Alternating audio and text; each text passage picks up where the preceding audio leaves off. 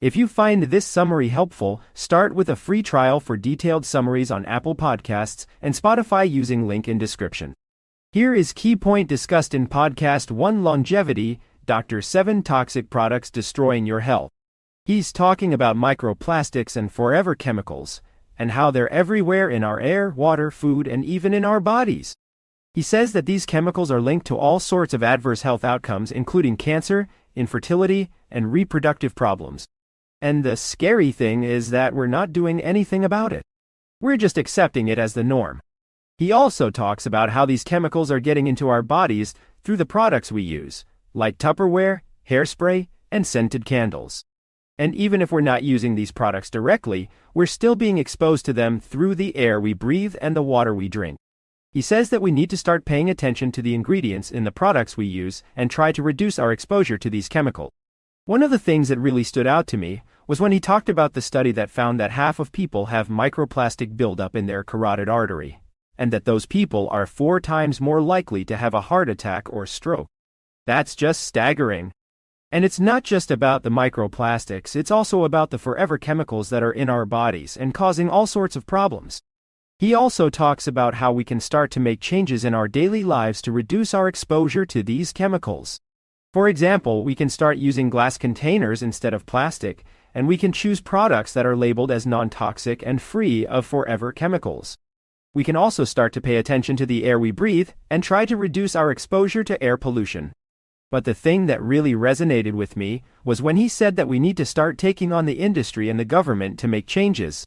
We can't just rely on individual actions. We need to start demanding that companies and governments take responsibility for the products they're producing and the air we're breathing. It's a big problem, but it's not insurmountable. We just need to start taking action and demanding change. You know, one thing that really stood out to me from this conversation is the connection between environmental factors and our health.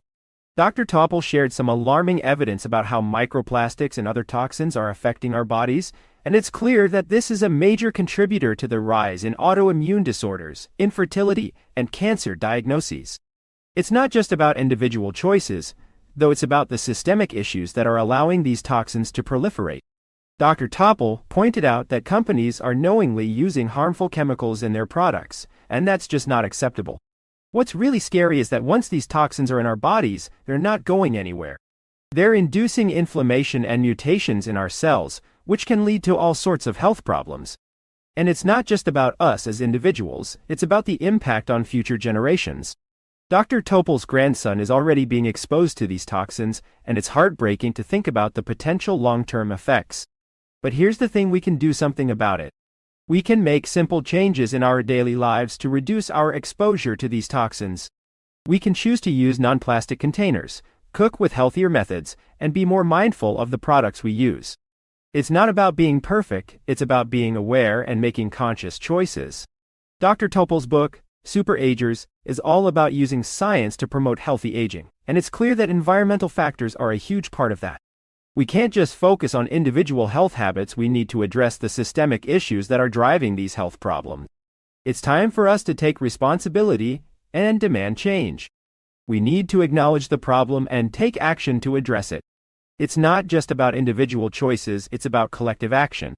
We need to work together to create a healthier environment for ourselves and for future generations.